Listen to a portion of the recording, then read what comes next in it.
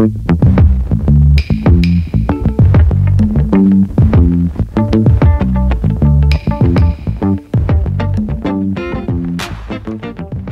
ladies and gentlemen, and welcome to Curious John, episode number 40.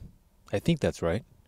Either way, today is going to be hopefully a simple one and a quick one. I say that every episode. It's almost like the apparently. Today, I actually listened to this week's episode. By that, I mean last week's episode. So I just re-listened to it today. And, you know, I talk to people and they sometimes listen to the podcast, and then sometimes there'll be comments that are made, either feedback or just comments that are made about the podcast, and that they reference the podcast. And I want to go back and talk about a couple things. I want to go back and talk about two specific things that I talked about on last week's podcast, which was overwhelming struggle. And I also want to go back and touch base a little bit on the podcast number 23, which is more. The reason why is they're similar, somewhat distant cousins of each other, of the topic I'm trying to talk about. So last week when I talked about the overwhelming struggle, the ability for you to like sit there and feel like the thing that's happening to you is like the most devastating thing you've ever felt. Half of me wants to always say, suck it up, buttercup. And I'm not saying that to you guys because it's a lack of empathy. I say that because what I say on this podcast is the way I approach life at times, or most times, right? The points in which I'm coming from here are points of like wanting to give you guys perspective on my perspective really on what's going on.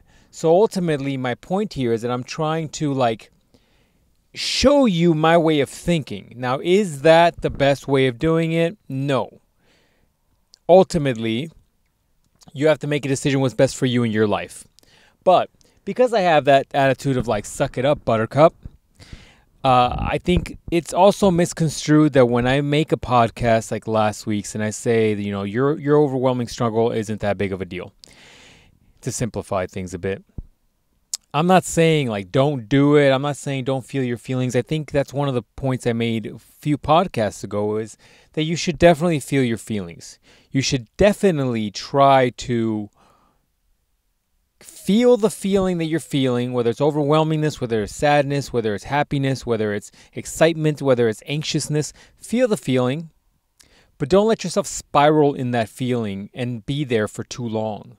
You feel the feeling, you get over what you need to get over, and then you kind of move on. I think a lot of times people want to sit in that feeling and feel like regurgitating and going through the same struggles over and over and over in your head is going to change things. And change only comes from action. Change only comes from movement. And if you're not doing those things, you're not going to get change. You're just going to stay. You're going to be seeping in those thoughts and in those emotions. And ultimately, that's going to ruin your day-to-day. The things that you do will ruin your day-to-day. So don't get stuck on the things. The period in which you feel those feelings, how long you're there, that's up to you. But be honest and be objective about that. Because if you find yourself in the same feeling for days and weeks and months, you're losing that time.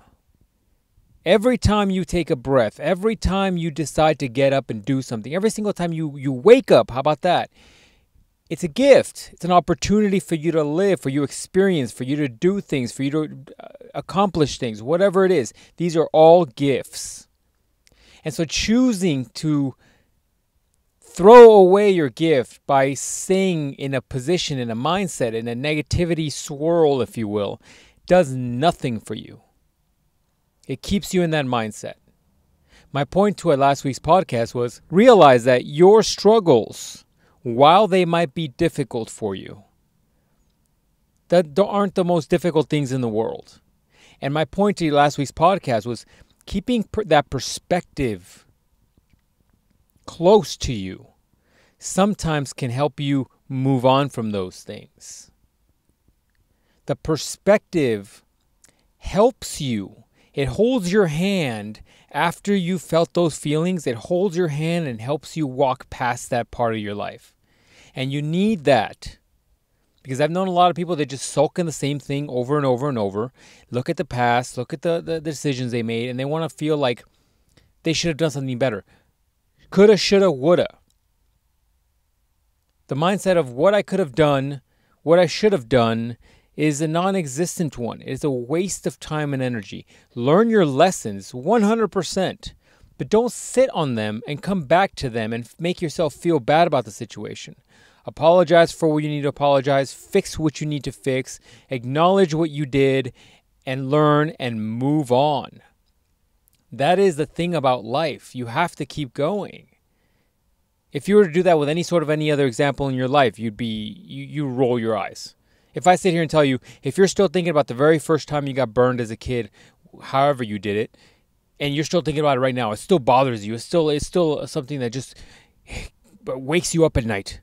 You roll your eyes at that statement. At some point as humans, we have to move forward.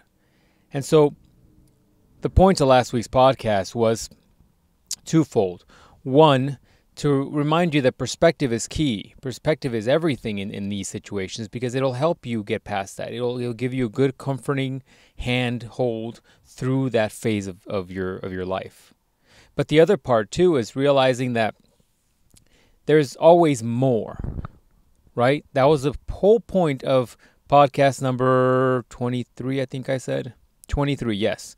That was the whole point of podcast number 23, was the more podcast, to realize that there's always more there. There's always more you could take. There's always more you can do. There's always more you can achieve. There's always more money you can make. There's always more education you can do. There's always more things you can be well versed in. There's always more skills you can pick up. I can keep going on forever. My point is that there's always more. And one could take the same approach to your ability to take the venom, therefore turning you into a more resilient, stronger person. Does that all make sense? I hope it does. And so while we're on the topic of more, I'll kind of tell you, that should have been an intro, but it is what it is. We're just going to roll through this week. One of the interesting things that we'll talk about now, while we're talking about more, is, I guess because this could almost be like more part 2. Ultimately, what ends up happening is like when you're a person that can implement some of these techniques that I've recommended to you, these are things like more specifically. Let's talk about just that one. If you can implement that in your life, you can easily see yourself being a person that becomes more resilient. Right? You use perspective to allow yourself to have enough venom, to allow yourself to have more and more, so you become more resilient. I'm going to talk about the elephant in the room, or more so the thing that I didn't bring up in that podcast specifically. And it's for a specific reason I didn't bring it up, because I didn't want to bring something up and then also make you realize that you don't want to try to implement something because there's a negative involved in it.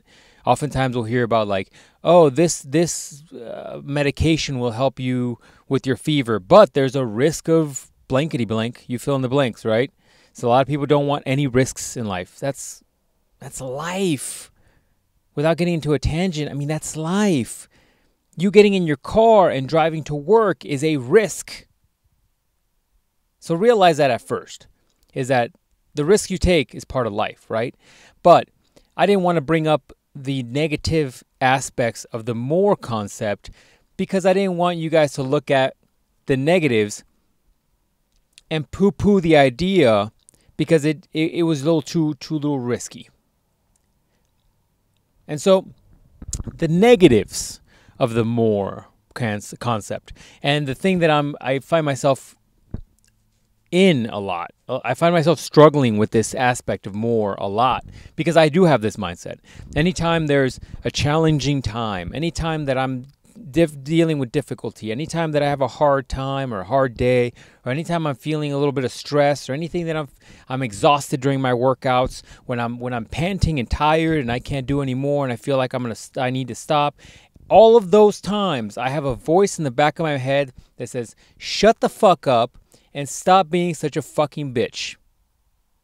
And I kid you guys not. So these are the thoughts that come into my head, and these are the things that power me through. And I speak to myself like that. So when I tell you guys that I speak to you here on this podcast far nicer than I ever do with myself. That is the damn truth. Nothing wrong with that. I thrive off of that. It's okay. But my point is saying that the negative aspect of having this more mindset is that there comes a point where you start pushing yourself to a point where the line of taking time off, the line of vacation, the line of de-stressing, the line of just getting away from the bullshit is very blurred. The line is very blurred, right? If you take on more and more and more throughout your days, if you take on more stress, if you're more anxious about everything you got going on, if you keep working all day without stopping, that line of your body necessarily needing a break is kind of blurred. Because when you have that mindset of more, it's a blurry line. Because you always want to keep going. You always want to do more. And in certain aspects, this is a huge benefit, right? In most aspects, this is a huge benefit. Let's be honest. If you're talking about productivity, if you're talking about continuing to progress your physical fitness, if you're talking about your business savvy or education savvy, pushing yourself to high levels is incredibly beneficial. But also realize that it does need to be a balance. I got into a weird caveat probably a few months ago where I felt like I was kind of going back and forth, working from one thing to another. I got into a literal caveat where I felt like I was just kind of doing everything one after the other, right? I was doing everything. I was taking care of everything. I was moving from one thing to the next. And it got crazy busy. And some of that was just productivity. I got really into the idea of that high level of productivity. I got into completing things, as we talked about before, about productivity when it came to writing down notes in a notebook and checking things off. Like, it was super exciting to do all of that. And so that was part of the, I was kind of tapping into like an accomplishment serotonin, right?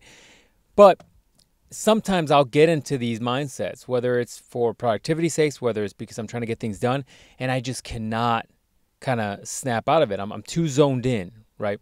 So the funny part is, like, some of you that follow me on Instagram will have remembered that just recently, a couple days ago, I posted this picture of like this beautiful, stunning sunset. I mean, we get lucky here sometimes when we have clouds that the sunsets are breathtaking. They look fake. No joke. And so I was cutting the grass yesterday. I got off of work. It was a long work day. Add the commute. Then I got home and I was like, I'm going to go get groceries. So then I went to go get groceries. After groceries, I ran home and I was like, let me cut the grass. This will give me a leg up on trying to get productive things done over the weekend, because I had a few garage projects. Those of you, once again, that follow me on Instagram, LifeGeneralist, will have known of these projects. And so I wanted to get a leg up. So I decided to work on this, cut the grass, get groceries on the way home from work, cut the grass. I also stopped by another store to get some sandpaper that I needed for a tool.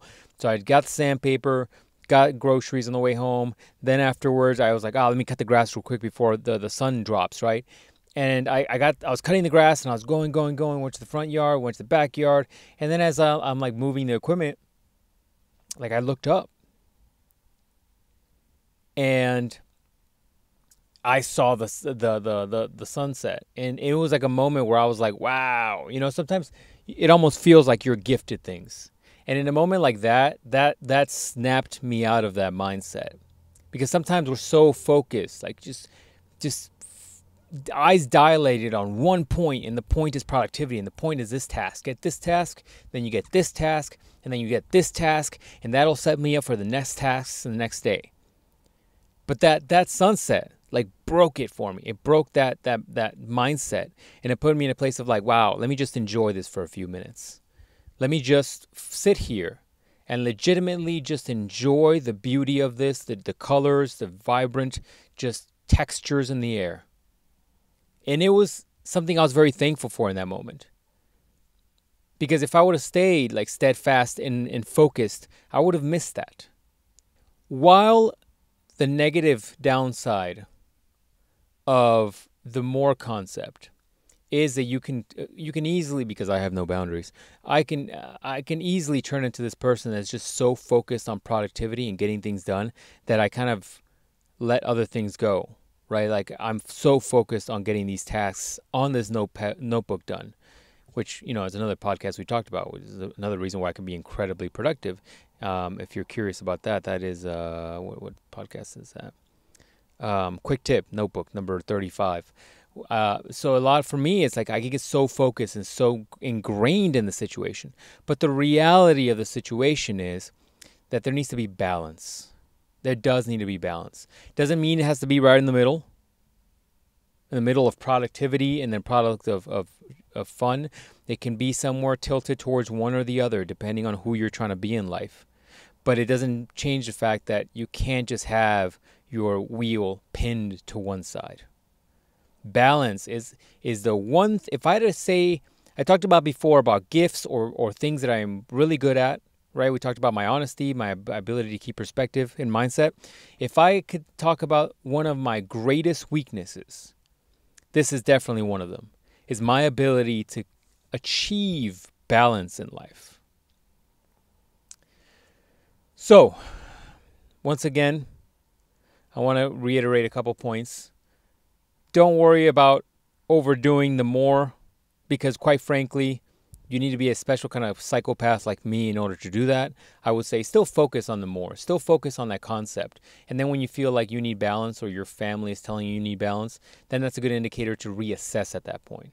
But I want you to think about the more, think about balance, but also I would say don't forget that feel your feelings, but don't let the overwhelmingness of it take over, and let perspective carry you to the next phase of life.